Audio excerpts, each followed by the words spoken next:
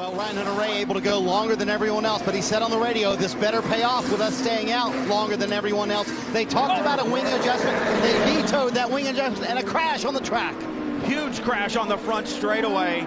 Looks like Connor Daly and I believe Josef Newgarden. Big hit coming into the tri-ovals. The roll bar on the top, the roll bar on the car did its job. It's smashed up, but it is still intact. Up at the top of your screen, Connor got loose. Oh! And Connor just got loose, corrected, and went up into the track into Josef, and now Joseph's upside down, and the front spins around, and Connor's car pushing it right into the wall, into the safer barrier. It's a good thing that was safer barrier and not concrete. Which Connor's car snaps. Watch this. He gets loose, and now he's going to correct. Wow. Vicious crash. A little bit of what you're looking for from the car. Oh, on its roof. This is not good. That's one of the Shell V-Power racing cars, and that's the McLaughlin car. Up on its roof with the right rear wheel missing. It's made huge contact with the wall.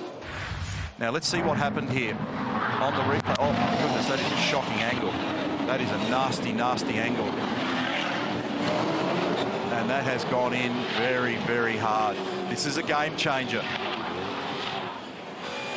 It's the onboard. Let's look and listen.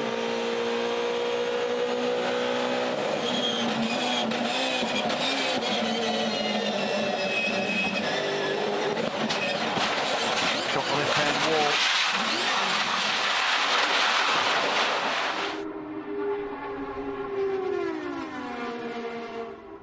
Oh, O'Ward goes around and hits the wall, up in the air. Heavy contact for Patricio O'Ward. Are you okay? Are you okay? He's at the middle of the backstretch of between turns 2 and 3. And good to see him climbing out of the car and looking. So he first hits with the front on the top. Oh. Boy. Lucky not to flip the car. Yeah, it started to go over, but it stayed on the ground, and IndyCar has done some things to try to keep the cars from getting too far up in the air, and it started on that process, but didn't get too far off. Oh, big crash! Felix Rosenqvist! Oh my goodness! I bet I know where that is. I think that's onto the back straightaway, and what we've seen in years past is a driver hitting the right front on the concrete wall at the apex. And it looks like the front end of the nose pretty heavily compromised. Let's see if my theory holds true. Oh boy. Almost went out of the park. It's right on board. It sounded like the throttle stuck.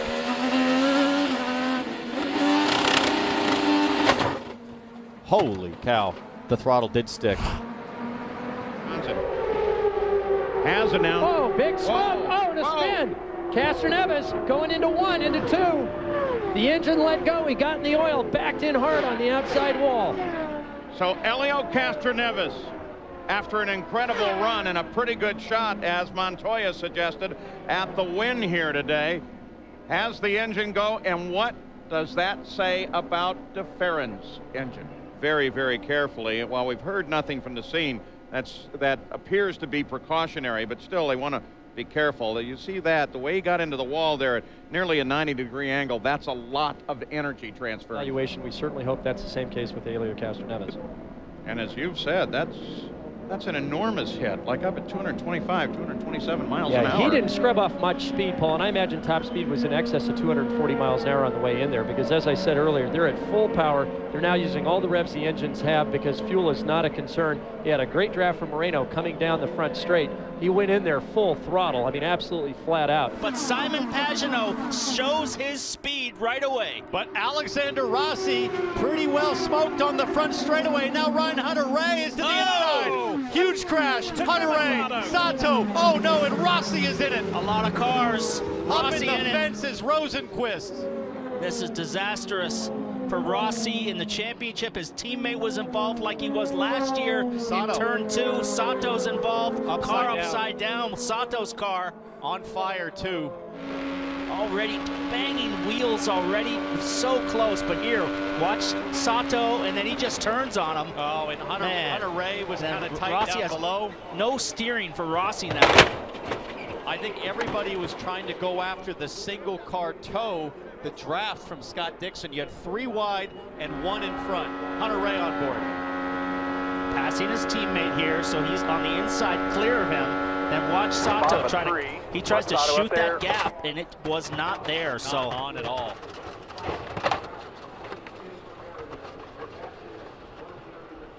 I would say at this point, Ryan Hunter-Reay saying, I might be done with Pocono. 2 really scary crashes in 2 years. Sato collected just about everybody, and it sends Rosenqvist up. So similar to Wickens last year. He's so lucky that that didn't get into the fence. Caution, turn 2. Trouble, oh my goodness, what a huge crash. Scott Dixon is in it.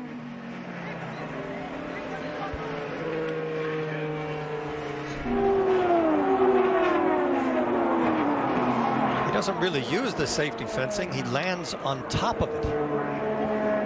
Obviously, part of the car got into it to rip it open, right? Yes, but he landed. Yeah. Oh my! I have never witnessed an accident like that. You know, we talked about the number 3 of Helio Canstroneves going underneath Scott Dixon's car. Remember, it was Helio a few years ago that ended up going airborne between turns 1 and 2 and walked away from that incident as well.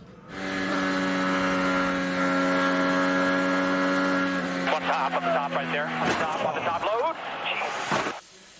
Showing us for the second time in this month of May what these drivers put on the line when they race at 220 and 230 miles an hour here at the most famous race course in the world. I think we were running a little quicker than we expected. That was a good problem.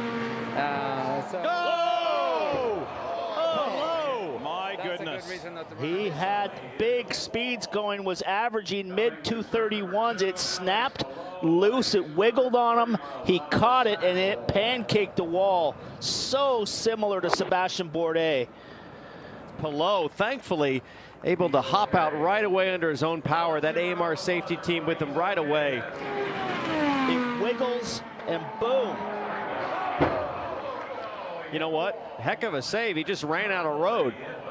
Because that first catch right here, Paul, look at this. This is that's Tokyo Drift right there. Got some talent behind the wheel. Then it wiggles back. Then it steps out again. At this point, man, you'd need the golf course to have enough room to save it. And that car is done. That should have been a big sign right there. Yeah, it was super free, that car. It was on the ragged edge. Ferrari have made big gains on their latest engine upgrade package. Oh, something's off. Oh, that's a big crash as well. And that's the Sauber of Marcus Ericsson. I noticed it was a bit wet on the left-hand side, and I wonder if he's been caught out by that, but that's massive.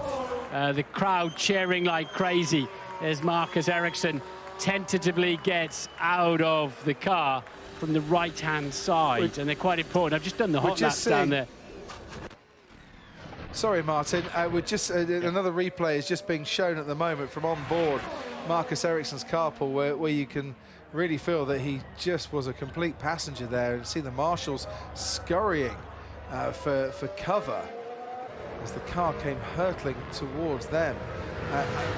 There was one marshal that actually looked to be in front of the barrier. There's a catch fencing there to protect some marshal, but one marshal is actually in front of the barrier. Montoya is used to this situation, James, sitting behind his safety car. Obviously in American racing, there's a lot of that goes on.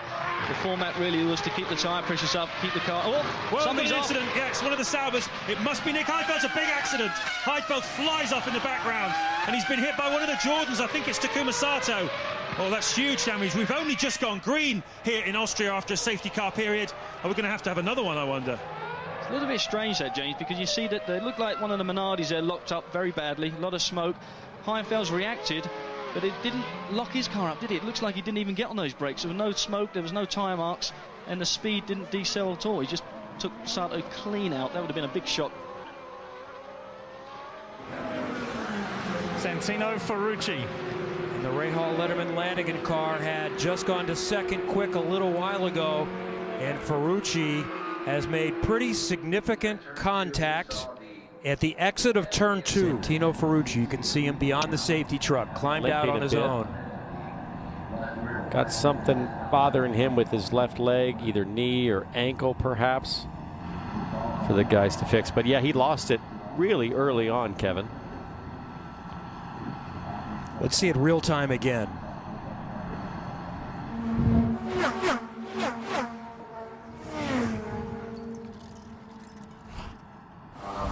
And there is Will Power's car.